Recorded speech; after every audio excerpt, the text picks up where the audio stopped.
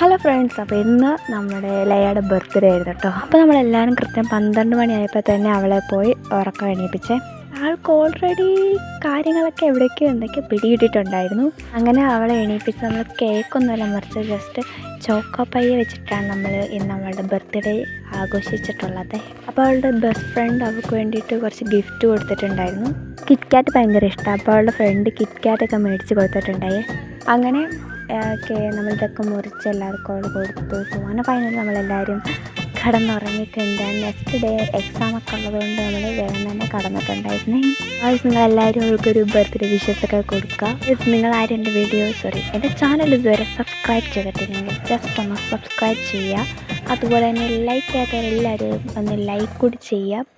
And പുതിയ വീഡിയോസിനായിട്ടാണ് കേട്ടോ all എന്ന ഓപ്ഷൻ കൂടി എനേബിൾ ചെയ്യുക, കമൻറ്റ് ചെയ്യുക, ഷെയർ ചെയ്യുക, എല്ലാവരും കൊണ്ടൊന്ന് സബ്സ്ക്രൈബ് ചെയ്യുക ഗായ്സ്.